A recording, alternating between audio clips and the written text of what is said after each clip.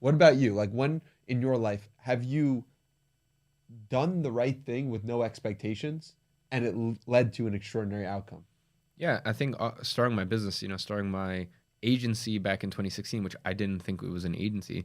Like I did, I wasn't like, oh, I'm an online entrepreneur. I'm just like, okay, so there's businesses that will pay me for something that I'm good at, which at the time, I flipped Instagram accounts. Then I started getting really into the gym. So then I started like PTing some of my friends' parents and, talking to people at the gym and, convincing them to sign PT packages with me and this whole stuff. And from there, I started picking up a camera and started learning photo, video. So at the time, I was just like, okay, these businesses are going to pay me for photo, video, and they pay me a monthly fee. And that's just all it was in my mind. I was just like a service provider. I wasn't on track to become a multimillionaire. I wasn't going to be a this or that. I was just like, I'm just putting one foot forward in front of the other. And I didn't really have I had goals, but I didn't have expectations, and I didn't really put a label on it. And I think especially when you're in your early stages, it's important to not really put a label on things and just, just take it as it is really. And just, What labels could you have put on it?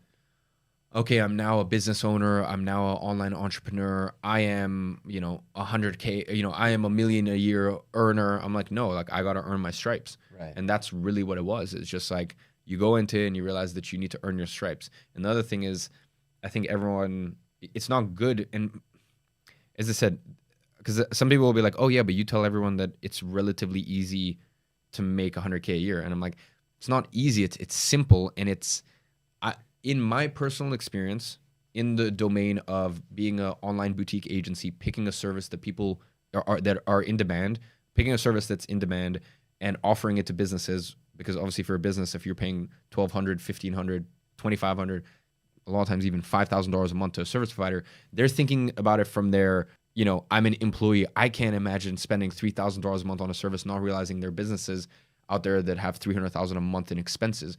It's just one little blip on their expense sheet. So, I could have, in that example, I could have, labeled myself, oh, I'm an online business owner. I'm a such and such. I just put one foot forward in front of the other. So I think as well, going back to my last point, there's a big difference between like making 50 or 100,000 a year. I just think that's, and I know sometimes it's very difficult because I may come across a little insensitive when I tell people it's not that hard. Maybe that's just because I'd walked that path so many years ago and I just seen so many others do it. So I understand sometimes it can come across a little insensitive, but I just think with the right plan, it's with the right plan, with the right business model, not messing yourself up by thinking that you're gonna start with $3,000, you're gonna become a forex trader and get to 100K. Just knowing, being able to look at things objectively, that's not the most difficult thing to do. I've never seen anyone properly stick at it for 2 years and not hit $10,000 a month. I genuinely have never seen it. So that's that. But to become a millionaire, to make $1 million a year, that is a different game, right? And I just think people should let go of their expectations. People want to do it in 2 years. Who knows? Maybe it might take 10 years. What's your other option? Yeah. Like, who cares?